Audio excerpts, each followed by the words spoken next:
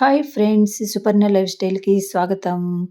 ఈరోజు మనం ఈ క్రంచీ క్రంచీ, క్రిస్పీ, స్పైసీ వంకాయ బజ్జీలు తయారు చేసుకోబోతున్నాం.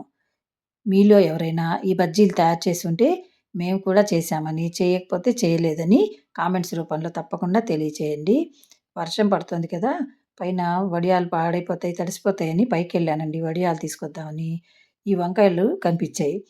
4, 5 రోజుల నుంచి వర్షాలు పడుతున్నాయి గదా! త్వరగా పెద్దవైపోయినాయనమాట. ఇంకా ఉంటే ముదిరిపోతాయి గదా! అని వీటన్నిటిని కోసి తీసుకొనొచ్చాను. తీసుకొనొచ్చిన తర్వాత ఇవి ఆర్గానిక్‌వి కదా! వీటితోటి పచ్చడి చేద్దామా? పులుసు చేద్దామా? లేదా కూర చేద్దామా? అని ఆలోచిస్తూ ఉంటే మా వారు వచ్చి, "వర్షం పడుతుంది, క్రికెట్ ఒస్తుంది. నేను చూస్తూ తినాలి. ఏదైనా స్నాక్స్ చేసివా?" అని అడిగారండి. సరే కదా! అని వంకాయలతోనే స్నాక్స్ అంటే బజ్జీలు చేసిద్దామని వంకాయలను ఒక 2, 3 ముందుగా రౌండ్‌గా కట్ చేసేసానండి. చేసేసిన తర్వాత అప్పుడు ఐడియా వచ్చింది. ఏదైనా వెరైటీగా కట్ చేస్తే బావుంటుంది కదా! అని. అప్పుడు ఇలా చేశాననమాట. వంకాయని నిలువుగా తొడిమతో సహా 2 భాగాలయ్యేటట్లుగా చీల్చుకోవాలి. అలా చీల్చిన తర్వాత ఒక్కొక్క భాగాన్ని మళ్ళీ ఇలా సన్నని చీలికల్లాగా కట్ చేసుకోవాలి. సన్నని చాకు తీసుకుంటే ఈజీగా కట్స్ వస్తాయండి. చక్కగా ఇలా వీలైనన్ని చీలికలు చేసేసుకొని, ఇప్పుడు ఇవి చక్కగా పెటల్స్ లాగా వస్తాయన్నమాట మనకి. చూసారా ఎంత పెటల్స్ లాగా వచ్చాయో?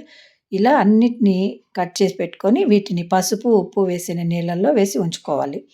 మనం ఈలోపు పచ్చిమిర్చి, అల్లం పేస్ట్ చేసేసుకొని, శనగపిండి, బియ్యపిండి, అలాగే కార్న్ ఫ్లోరు, వాము, గరం మసాలా, ఈనో కొంచెం, తగినంత సాల్టు, కసూరి మెంతి, అల్లం పచ్చిమిర్చి పేస్టు వీటన్నిటిని రెడీ చేసి పెట్టేసుకొని, బౌల్ తీసుకొని అందులో ఒక్కొక్కటి వేస్తూ కలిపేసుకుందాం. మనం జనరల్‌గా బజ్జీలంటే శనగపిండితో చేస్తాం కదా! ఆ శనగపిండితో చేసినవి ఒక్కోసారి లోపల ఉడకవు. అలాగే కొంచెం ఉడికినా కూడా కొద్దిసేపటి తర్వాత మెత్తగా అలాగే ఉంటాయి. మనం వేడిగా ఉన్నప్పుడు మాత్రమే వాటిని తినగలుగుతాం. చల్లారితే వాటిని తినలేమనమాట. కానీ ఇప్పుడు మనం చేసే ఈ బజ్జీలు 3 పిండిలతో చేస్తున్నాం కదా! శనగపిండి, బియ్యపిండి, కార్న్ ఫ్లోర్ 3తో చేస్తున్నాం కాబట్టి ఇవి మంచి క్రిస్పీగా ఉంటాయి. చల్లారినా కూడా చాలా రుచిగా ఉంటాయి. అందులో మనం వేసిన గరం మసాలాకు తోడు ఈ కస్తూరి మెంతిని ఇలా చేత్తో నలిపి అప్పటికప్పుడే వేసుకోవాలి. అలా వేయటం వల్ల దీని ఫ్లేవర్ అంతా బాగా పట్టేస్తుంది. మంచి స్మెల్‌తో పాటు మంచి రుచిని పెంచుతుందనమాట ఇది.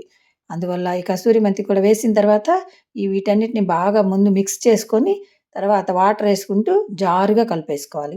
ఇందులో మనం కాచిన నూనె కానీ ఏమి వేయాల్సిన పనుండదు. కొంచెం ఈనో ఏసాం గదా! సరిపోతుంది. ఇప్పుడు మనం ఇందాక కట్ చేసి ఉప్పు నీళ్ళలో వేసుకున్న వంకాయలన్నీ ఇలా స్టిఫ్‌గా అయిపోతాయన్నమాట. చూసారా? మధ్య మధ్యలో గ్యాప్ వచ్చేస్తుంది స్టిఫ్‌గా అవ్వటం వల్ల. వీటిని మనం ఈ పిండిలో ఒక్కొక్కటి ముంచి ఎడమెడంగా వేసుకోవాలి. అప్పుడు మనకి వీటి షేపులనేవి నీట్‌గా వస్తాయి.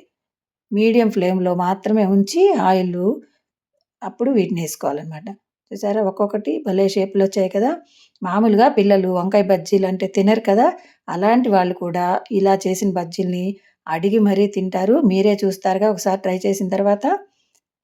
ఇవి మంచి గోల్డెన్ బ్రౌన్ కలర్ రాగానే తీసేసుకుందాం. ఈ చల్లని సాయంత్రంలో చల్లగా ఉంది గదా! చక్కగా ఎంజాయ్ చేస్తూ తిందామా? వీటికి వేరే టేస్ట్ కోసం ఏమి సాస్ కానీ, చట్నీ గానీ ఏమి అవసరం లేదు. స్పైసీగా ఉంటాయి కాబట్టి చక్కగా ఇలాగే తినేయొచ్చు. మీరు తప్పకుండా ట్రై చేస్తారుగా? ఈ వీడియో నచ్చితే లైక్ చేయండి, కామెంట్ చేయండి, సబ్స్క్రైబ్ తప్పకుండా చేయండి. అలాగే షేర్ చేయటం కూడా మర్చిపోవద్దు. Thank you for watching.